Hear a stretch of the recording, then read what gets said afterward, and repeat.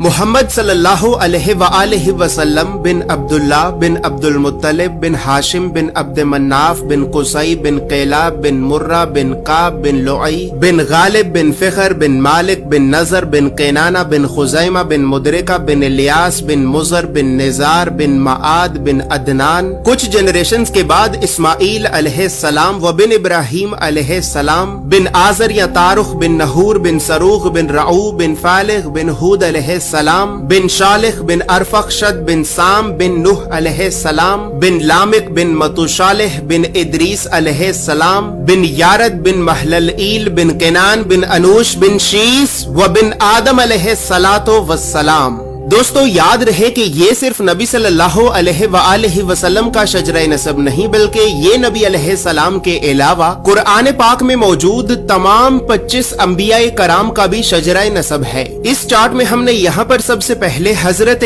آدم علیہ السلام سے لے کر نبی صلی اللہ علیہ وآلہ وسلم تک تمام 25 انبیاء کرام کے ناموں کو ایک ترتیب کے ساتھ لکھا ہے، اور پھر ہر نبی کا قرآن پاک میں کتنی مرتبہ نام لے کر ذکر کیا گیا ہے۔ ان تمام انبیاء کرام کو لوگوں کی ہدایت اور رہنمائی کرنے کے لیے جن علاقوں اور شہروں کی طرف بھیجا گیا تھا، تو ہم نے اس چارٹ میں ان تمام علاقوں اور شہروں کے ناموں کو بھی لکھا ہے۔ اور سب سے خاص بات یہ ہے کہ یہاں پر ہم نے سبز رنگ سے نبیوں کے ناموں کو لکھا ہے اور سرخ رنگ سے رسولوں کے ناموں کو لکھا ہے، تاکہ آپ کو بآسانی معلوم ہو سکے کہ ان 25 نبیوں میں سے نبی کون تھے اور رسول کون تھے۔ اس کے علاوہ اس چارٹ میں ہم نے اللہ رب العزت کے 99 صفاتی نام اور پھر ان ناموں کے نیچے ہم نے ڈیبیٹڈ پروفیٹس یعنی ان 10 نبیوں کے ناموں کو بھی لکھا ہے کہ جن 10 نبیوں کے نبی ہونے کے بارے میں تمام مسلمان علماء میں اختلاف پایا جاتا ہے، کیونکہ ان 10 نبیوں کو قرآن پاک میں کہیں پر بھی نبی نہیں کہا گیا ہے۔ اس کے علاوہ چارٹ میں موجود سرخ رنگ 5 اولو العزم نبیوں کو ریپرزینٹ کرتا ہے، جبکہ بلو کلر بنی اسرائیل کے نبیوں کو ریپرزینٹ کرتا ہے۔ اور اسی طرح 25 نبیوں میں سے 23 نبی ایسے بھی ہیں کہ جن کا ذکر قرآن کے علاوہ تورات، زبور اور انجیل میں بھی موجود ہے۔